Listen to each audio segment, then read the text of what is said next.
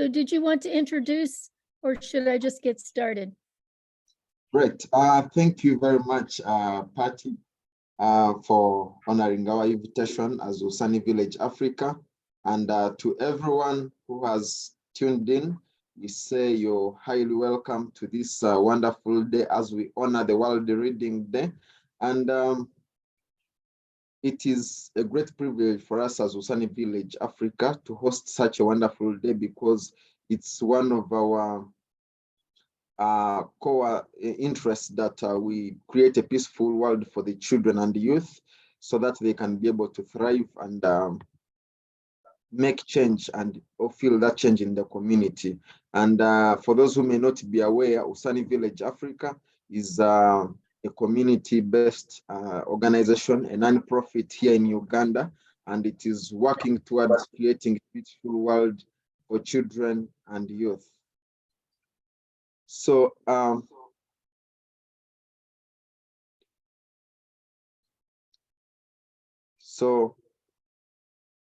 today we are hosting Patricia Houston Holm from USA, and she's coming from a wonderful island whose name I don't know how to mention very well or pronounce very well, Ocracoke Island in North Carolina.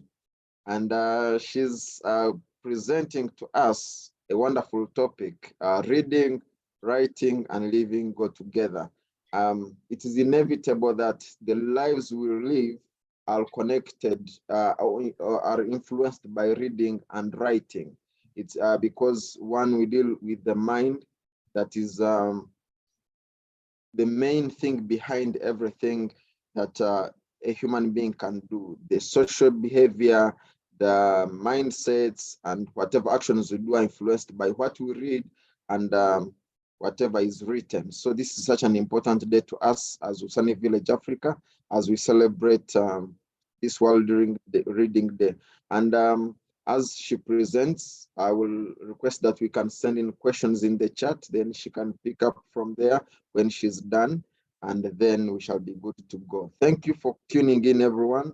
Those from India, those from Hong Kong, those from Uganda, those from wherever, you're highly welcome. And over to you, Patricia. Thank you.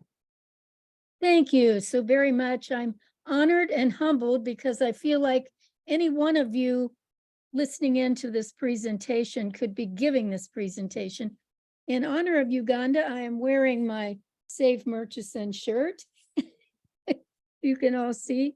And so I'm going to remind you that I live in the United States. We have 50 states. Each one of our states has its own culture and climate. And right now I'm coming to you from an island that is off the coast of the Atlantic Ocean and off the coast of North Carolina. And it's not a very big island, it's very small. And I just want you to think, not respond, but think, if you're going to live on an island, what would you want to know about it? So I had to read a lot about the history and the people that live here year round. It is kind of a tourist area. It's very remote. Just like some places in Uganda, the internet doesn't work. So I'm sitting right now cross-legged outside a coffee shop because the internet here is really strong. And so if we get interrupted a bit, that's because people might be coming in and out of the coffee shop.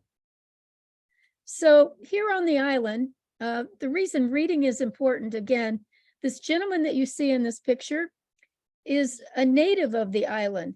He's a 10th generation. So the reason that's important that I understand is he actually speaks English, but he speaks a different kind of English. If any of you have listened to Irish people speak English, and even English people from the UK speak English a little bit different than me. So I had to get to know a little bit about people like him and what he thinks, because his whole family, he was born here and he's been here his entire life. So he's one of the stories that I've written because I'm a writer, and I am working for a newspaper here. It's called the Ocracoke Observer. Because I'm a semi-retired journalist, I am working under the bartering method. I get a free place to live and I get a little bit of food in exchange for me taking photographs and writing stories for this newspaper. And one of the stories that I finished yesterday is on surfing. And one of the really important things on this island is wind. When we think about wind, if you can see the picture on the right, it's people doing surfing on the Atlantic Ocean. And I was kind of intrigued because generally when we think of wind, we want it to be calm, but these people want the wind. And because the island is remote, I had to find a book. Amazon can't deliver to this island because it's so remote.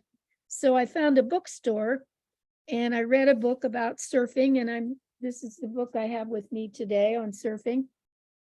And so I had to read about surfing in order to do this story that I did yesterday.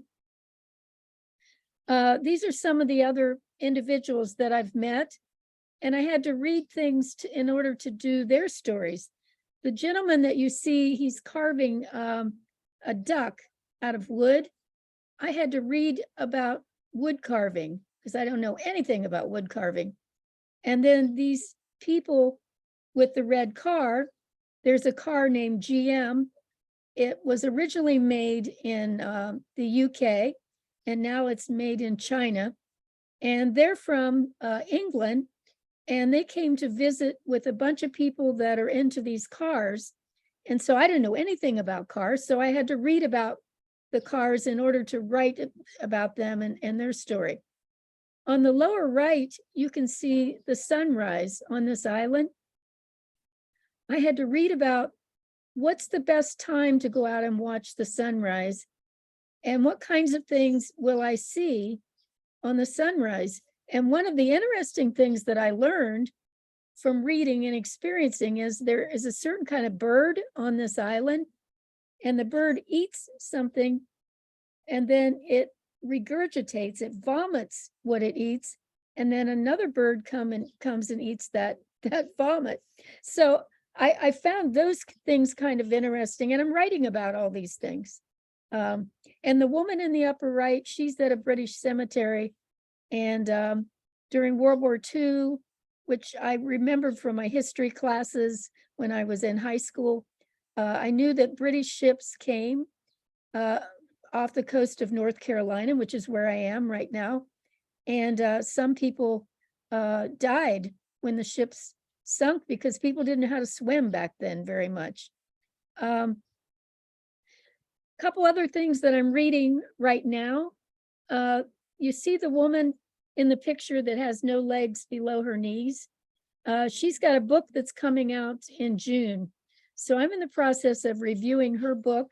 She lives here on the island. I've met her. She's wonderful.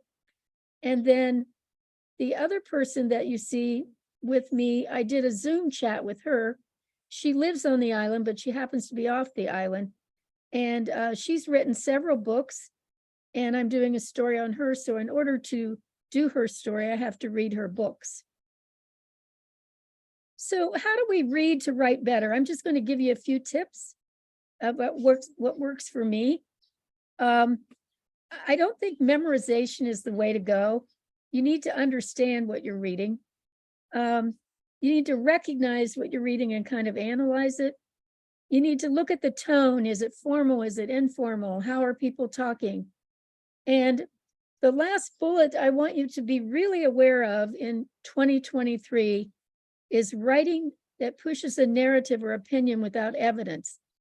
I'm going to give you an example of this in the United States. You know, we have a former president who claims that he lost the last election, and he has a lot of things on social media that are a narrative and opinion without any evidence whatsoever.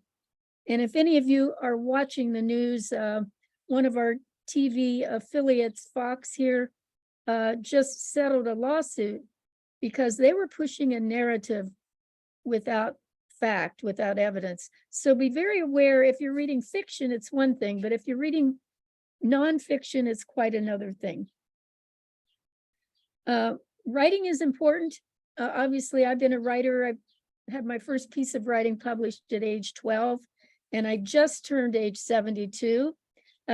So writing is really important. It's more permanent than speaking. It helps you clarify, what you're thinking. You can influence people with it. It engages your brain and it cements ideas. That's why reading and writing are important. So these are books that I've written. My giraffe book, I've given a couple presentations in Uganda to school children on it. It is in one mother tongue in Uganda. I'm giving a presentation here on Tuesday to a very small school. There are 167 students in 12, 13 grades in this school on the island. It's very, very small. Some of the students are Hispanic, Latino. And so I do have a version of the book that's in Spanish, which happens to be my second language, but I don't speak it fluently. So I'm going to be speaking to Spanish speaking and English speaking students at this school with this particular book. And my other books are true stories about teenagers in the United States. And in the Q&A, if we have time, I can answer a few questions about that if you like. So fiction and nonfiction, I think reading, it's not important what kind of reading you like. You just have to recognize if it's true or if it's not true. And my giraffe book is an example of blending the two, because when I was in Uganda in 2015, that's when I became inspired to write a giraffe book, because I saw in the news that 12 giraffes were being transported from Murchison to Lake Maburo National Park. And I started to wonder what that would be like for those giraffes leaving a herd of 1,000 and going to a place where the animals had never seen a giraffe before. So this, again, is what moved me to write. I was reading and watching in the news, moving these giraffes from one place to the other. And then I started thinking about children and how children feel if they're moved from one place to the other.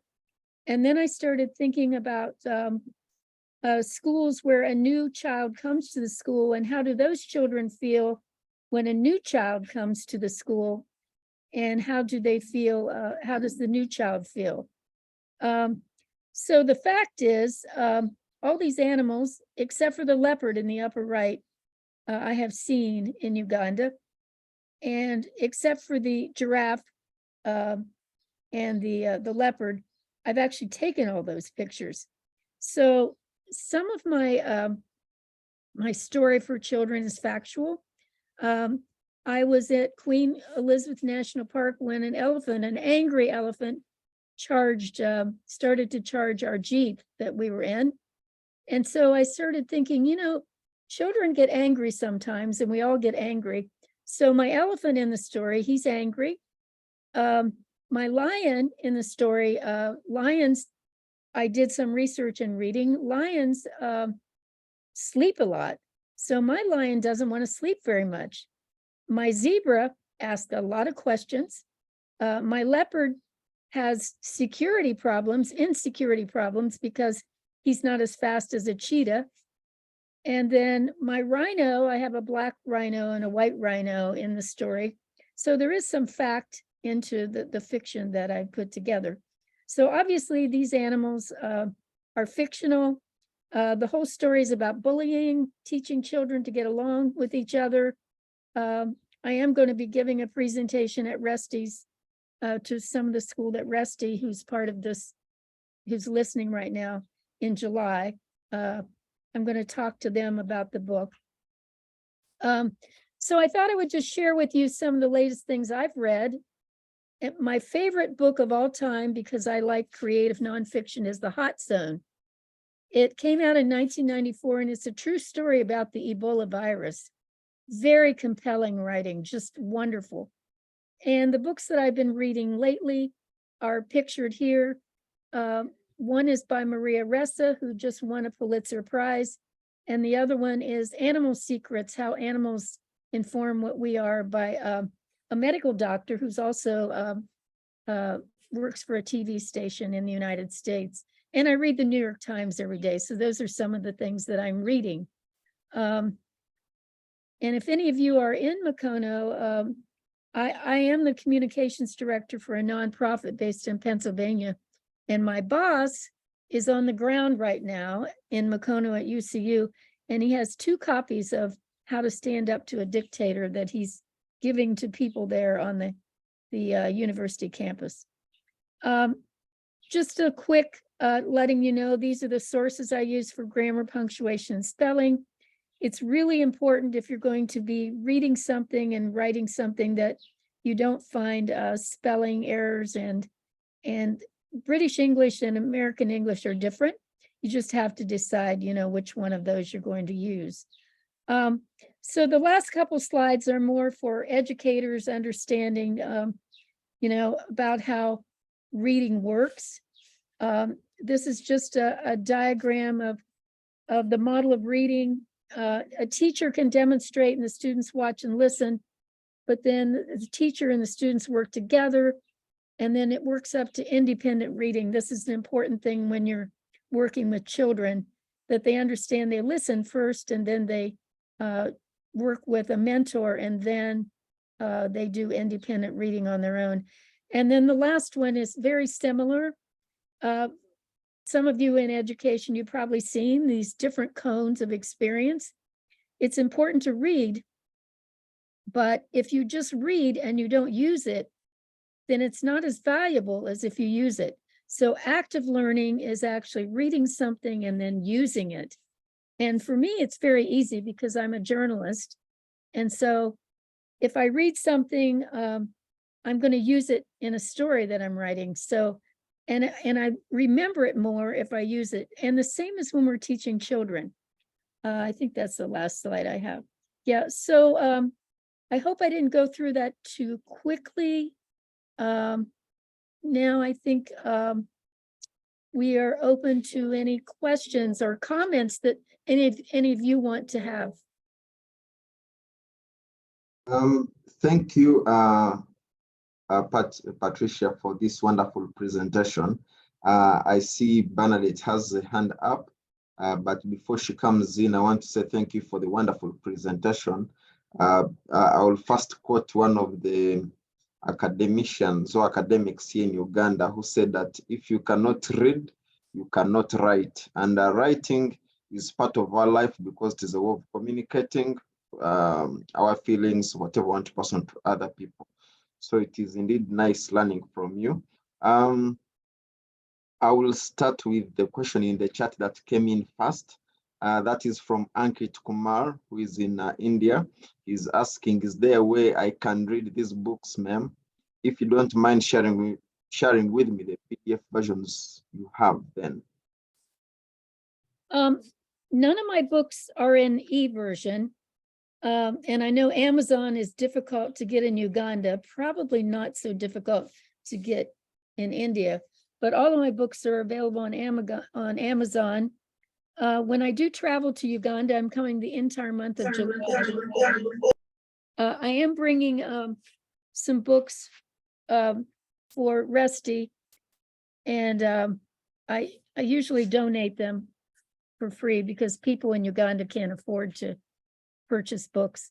So I'm traveling with books a lot. I don't ship them because it's just too expensive to ship. But if I am somewhere and I can hand it off to someone, you can either get them through Amazon or I do give away my books for free. Thank you. That's wonderful. Bernadette, your hand was up before Rusty's hand. You can take over. Thank you so much, Patty. It was such an amazing session that you delivered. I wanted to ask, when you're reading, do you ever get into those squirrel moments whereby sometimes your mind diverts? How have you been able to, if you've gone through that, how have you been able to handle that, such challenges while reading? that is a really good question. And I'll tell you, as a news reporter and working on Deadline, honestly, one of the most difficult things is I have to skim. I have to find what I want from a book or from the internet. I have to do it very quickly. And I really, I miss the opportunity sometimes to just be able to sit and read a book. And I will tell you that at this stage in my life, I used to feel like if I started a book, I had to finish it. But if it doesn't maintain my interest after the first chapter, then I probably won't finish the book. So my strategies for reading and writing are not necessarily what would work for you, but most of my reading and writing is in the middle of the night, like at 3 a.m, which is great for my friends in Uganda, because 3 a.m. here is like 7 hours later there. So sometimes I'm talking to them while I'm reading. But I always like to be quiet in the middle of the night, because I do get kind of distracted if I'm reading outside and things are going on around me. But other people, that maybe for you, distraction is a good thing. Maybe you're able to focus. Did that answer the question enough? Yes, it did. Thank you, Patty. I usually get into those squirrel moments, no matter when, you're supposed to read something, it's mandatory, especially for me who is studying right now. So you have something to read, it's mandatory, but then those squirrel moments come in and then you're like, okay, what do I do next? So you get to close up the book and then you start again later on after some time. Mm-hmm. And I will tell you, I spend way too much time on the computer. I just got a report on my Macintosh that I spent an average of 10 hours a day last week on my computer. So I much prefer reading books that I can touch than reading online. And I'm not saying that's for everybody, but for me, because I do spend so much incredible time on my phone or on my computer, that I love the feeling of a book and just pushing the technology away and touching it and reading the words. That is very helpful. Through experience sharing is one of the way that we get to learn new ideas on how we can get better into reading. Resty, over to you. Oh, good evening. Hi. Patty, thank you very much for the presentation. I'm actually waiting for you in July. I cannot wait. I have 3 questions. I've noted them down here. Number 1 is, how do you fight with, I don't know if I can call it a bad spirit of procrastination? Most of writing, you have a deadline, maybe. No, I have a deadline of 15th May, but procrastination, you have the story in the head, but putting it down on paper. How do you really do this? How do you balance this? Then still about reading, I don't know if I can term it as polygamous reading. I cheat on my books and sometimes on maybe projects which someone has sent you to peruse through and give them a feedback. How do you really do this? Like concentrating on one thing, because for example, if I'm meant to read one book, you find yourself having 4 of them and you want to read everything at the same time. How do you do that? Well, I think the first question about deadlines, I'm just, personally, I'm wired to deadlines. But if I'm working on a book right now, I've been working on it for 4 years, and it's a slice of life book where I am interviewing ordinary people doing extraordinary things. I just interviewed a woman here on the island who I walked past her house. And again, writing and reading is about curiosity too. And even at my age, I have the curiosity of a child. I mean, I just am always questioning things and I'm curious. So I walked past this house and she's got dolls in trees. and doll parts like arms and legs and and she's got them hanging in her trees. And so I go up to her door and I knock on the door and I said, you know, I'm sorry if I'm intruding, but why do you have dolls hanging on your trees? And so that became a story. And this goes sort of back to your question is when I'm interviewing real people, and particularly for my book, I'm getting prior review from them. So those people are my deadline. So those people that I'm interviewing, I have to get it done to share with them so that I can find out if they like it or if they want to fact check some things, if I got something wrong. So that sort of drives my deadline. The other thing I do, Rusty, is I post stories on my Facebook.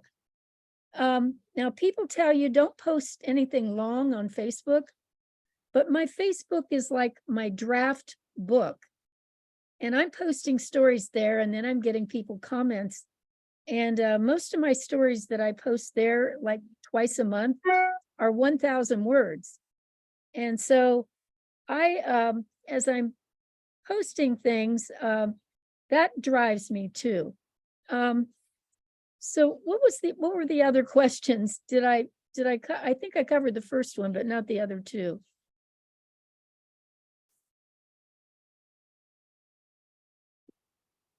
Rusty, do you want to unmute? I think we lost Bernard, so I'm back as hosting now. Yeah.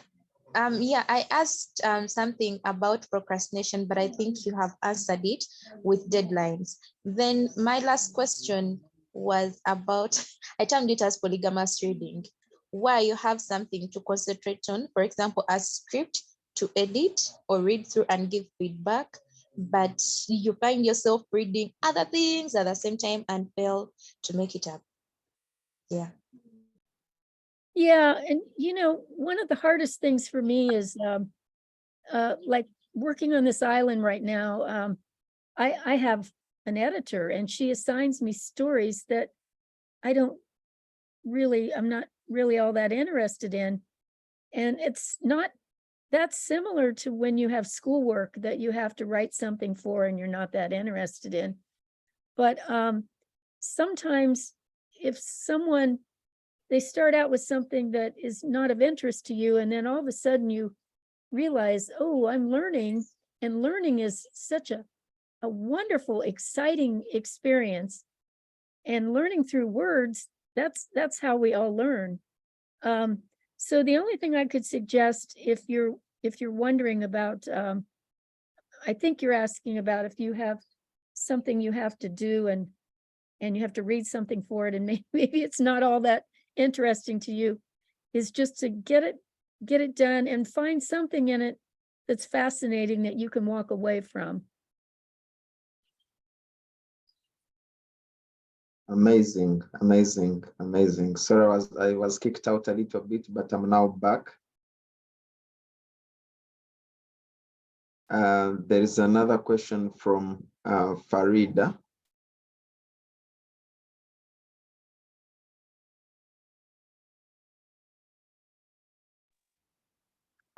Hello. Thank you so much. I'm glad to be here. My name is Farida. I work with a community-based organization here in Kampala. It's called Mwala Sobola. It's all about empowering young people, but basically girls, letting them know of their rights and how to cope up with other gender-based violence issues. So I'm a literature student, and I've got a problem that interested me to join this call and maybe to go with my question, ma'am. I don't know if I can effectively get an answer on it. It's like, how can I work on my fears in literature? Because maybe I'm not a good reader. Whenever I try to read a book from the proforma or from the first chapter, I then go to conclusions that maybe discourage me to read the whole chapters in this book, or that drive me to rapidly read through the chapters to see the end results. And of course, reading that rapidly I many times find myself not remembering what was in the first chapter. And from the experience, I always don't remember, like, I failed to answer even any question. If someone would ask me what happened before this chapter, you failed to answer. Also, yeah, I'm planning to write a book on teenage motherhood, like how societies do think of teenage motherhood and how it can be changed.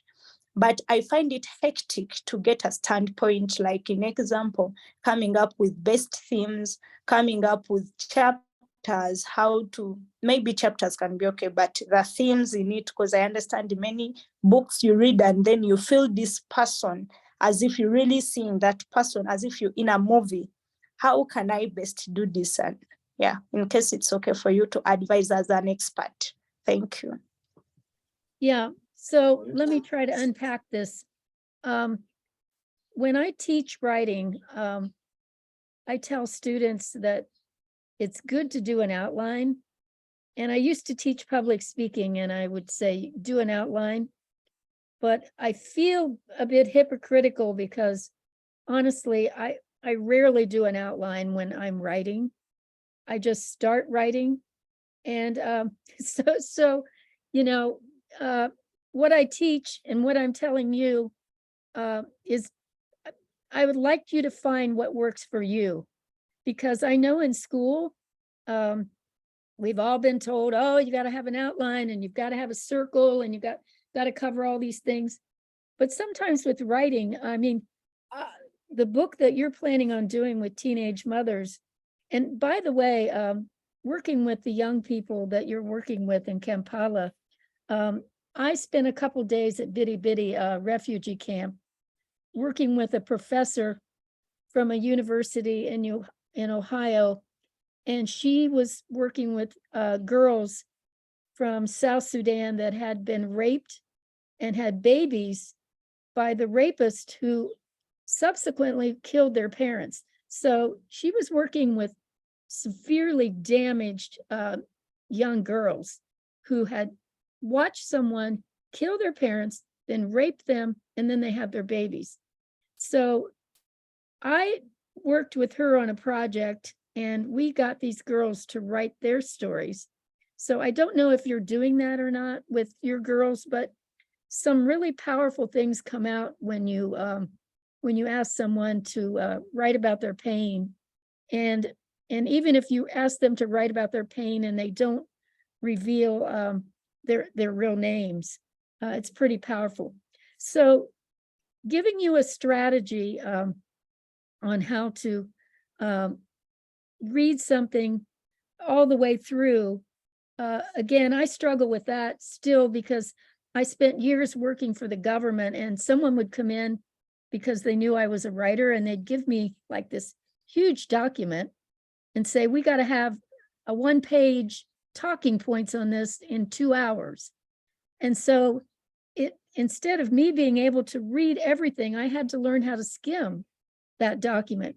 So for me as a writer and as a person who loves reading, I have to take that part of me that was trained to do that and strip that out of me so that I can actually go in and actually read something for fun or read something that I really all the way through.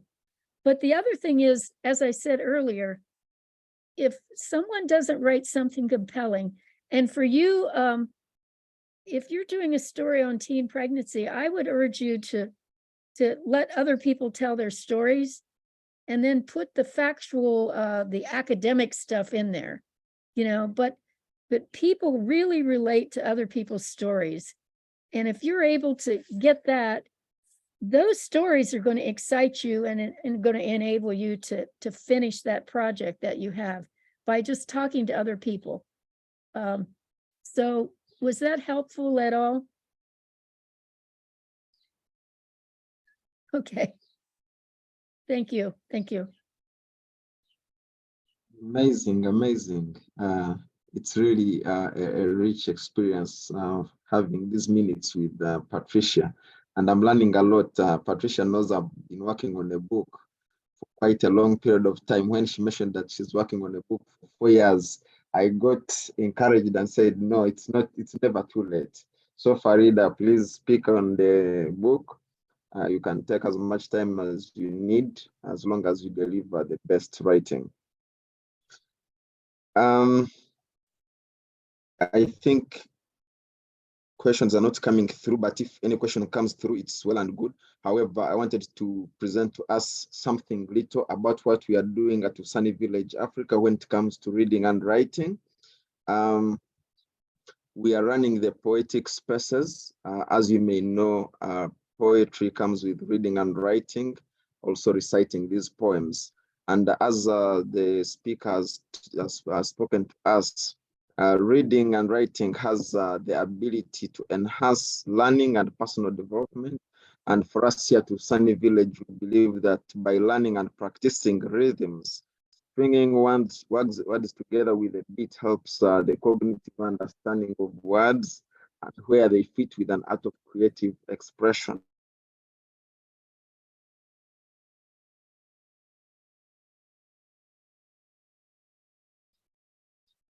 I think Bernard's screen got frozen. Was he asking a question or was he talking? He was making a presentation about what is happening in Usani Village. I think he'll be back soon. Okay.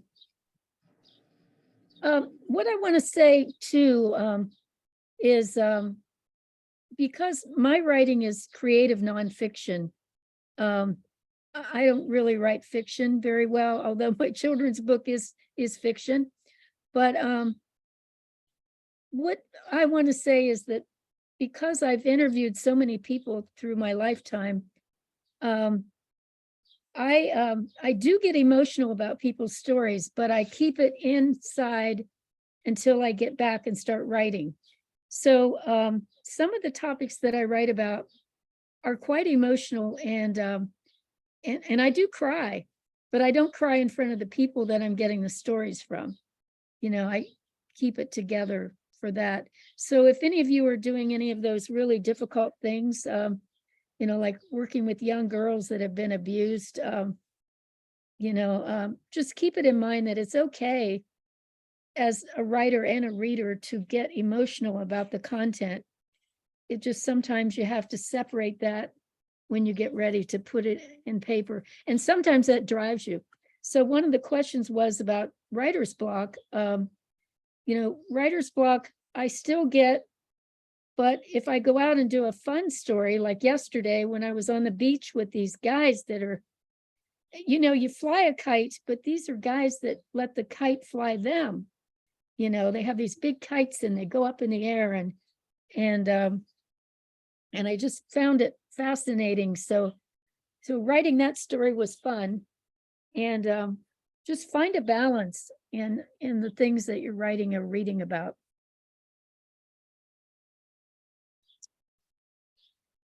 Yeah, thank you.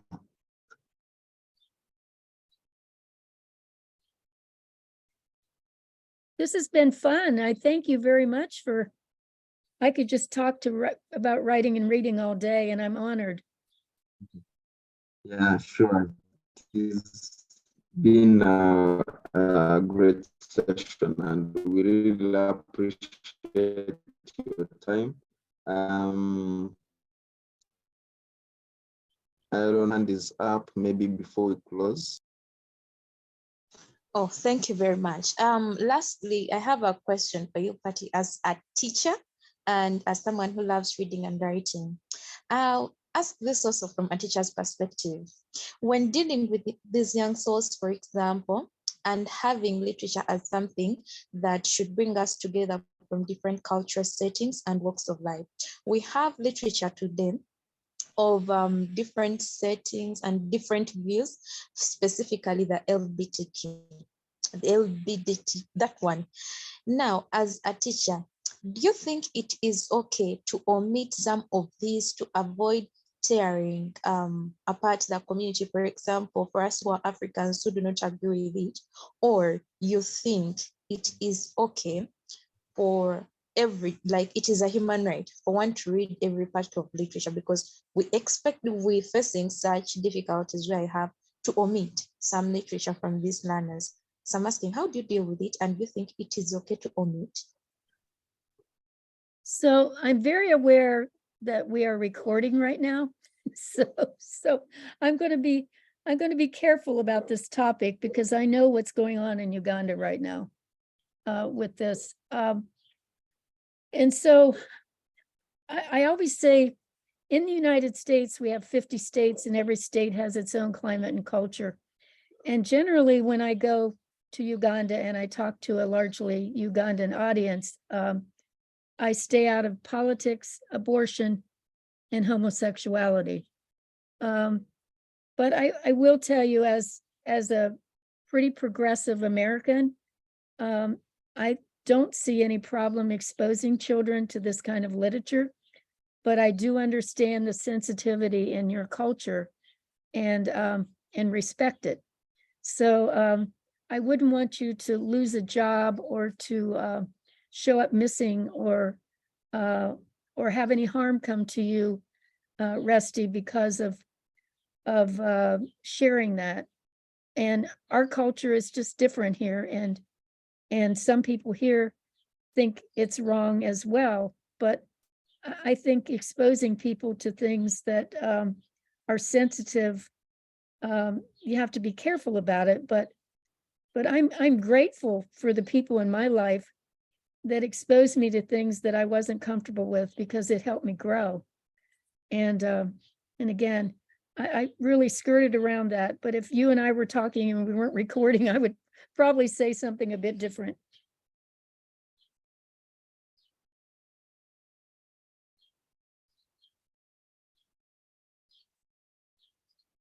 Great.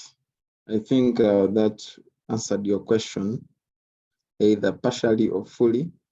I know you're in direct contact with Patricia. You can always continue the conversation and get a deeper understanding on how you can go about such issues.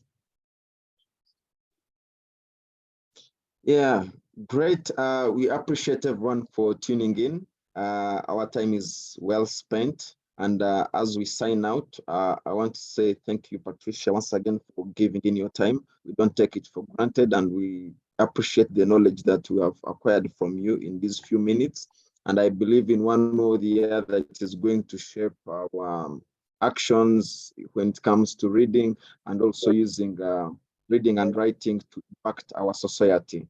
So to those people who have taken the time to attend this Zoom, I say thank you, and please continue exploring more about reading, and so that we can be able to get more knowledge.